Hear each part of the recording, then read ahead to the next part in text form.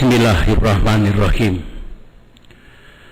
Assalamualaikum warahmatullahi wabarakatuh. Salam sejahtera untuk kita semua.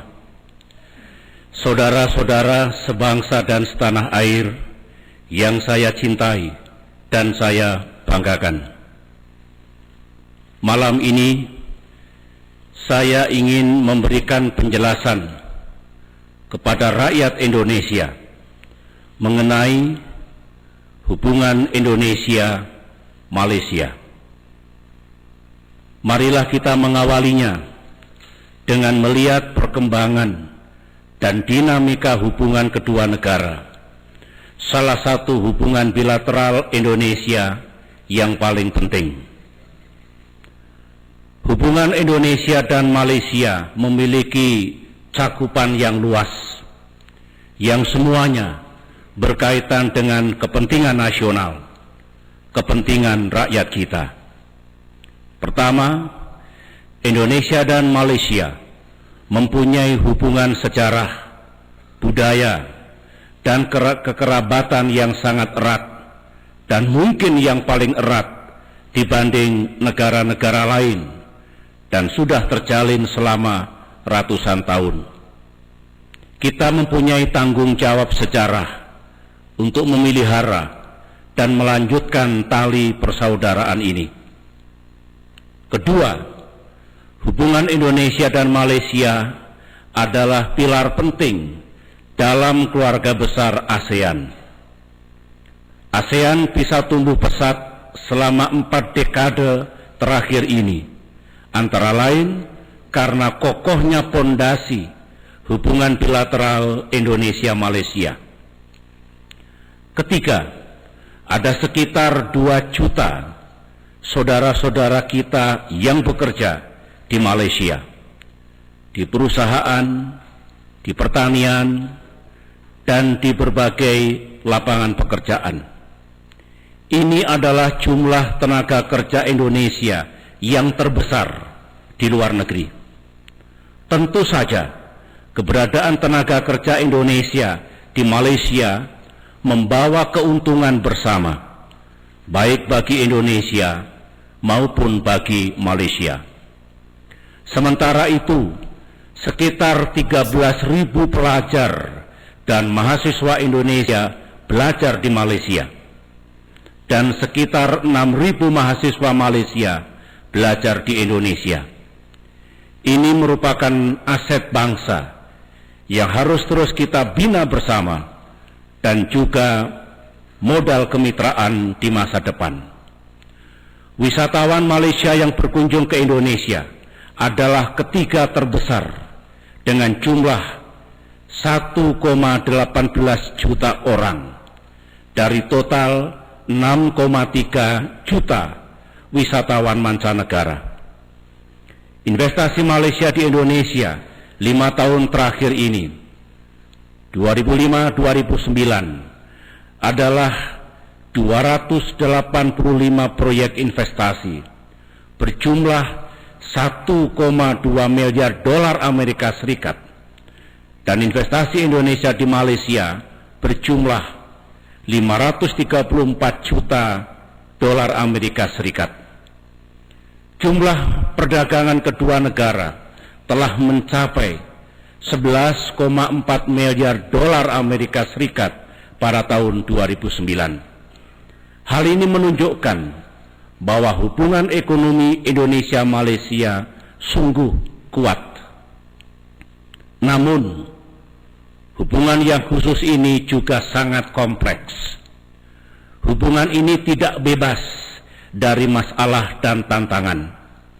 Ada semacam dalil diplomasi bahwa semakin dekat dan erat hubungan dua negara, semakin banyak masalah yang dihadapi. Contoh masalah dan tantangan yang kita hadapi adalah menyangkut tenaga kerja Indonesia di Malaysia. Kita tahu bahwa keberadaan 2 juta tenaga kerja Indonesia di Malaysia, di samping memberikan manfaat bersama, juga memunculkan kasus-kasus di lapangan yang harus terus kita kelola.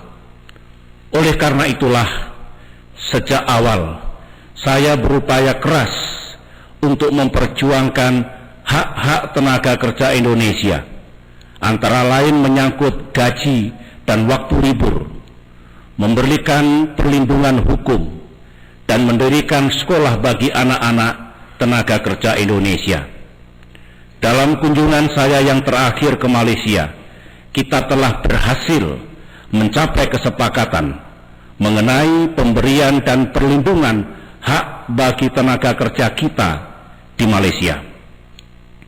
Berkaitan dengan permasalahan hukum yang dihadapi oleh tenaga kerja Indonesia di Malaysia, pemerintah aktif melakukan langkah-langkah pendampingan dan advokasi hukum untuk memastikan saudara-saudara kita mendapatkan keadilan yang sebenar-benarnya. Selain masalah tenaga kerja Indonesia dan perlindungan warga negara Indonesia, kita juga kerap menjumpai masalah yang terkait dengan perbatasan kedua negara. Masalah ini memerlukan pengelolaan yang serius dari kedua belah pihak. Karena itulah, menyadari kepentingan bersama ini, saya dan Perdana Menteri Malaysia sering berkomunikasi secara langsung. Di samping forum konsultasi tahunan yang kami lakukan untuk memastikan bahwa isu-isu bilateral ini dapat kita kelola dan kita carikan jalan keluarnya dengan baik. Saudara-saudara sekalian, akhir-akhir ini hubungan Indonesia-Malaysia kembali diuji dengan terjadinya insiden di seputar perairan Pulau Bintan pada tanggal 13 Agustus 2010 yang lalu.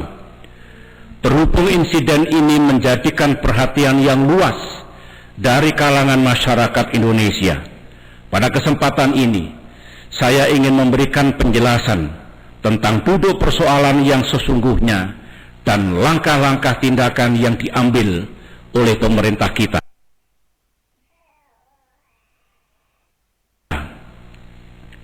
Sejak saya menerima laporan mengenai insiden ini pada tanggal 14 Agustus 2010 pagi, saya langsung memberikan berbagai instruksi. Pertama, saya minta agar ketiga petugas Kementerian Kelautan dan Perikanan segera dikembalikan dalam keadaan selamat.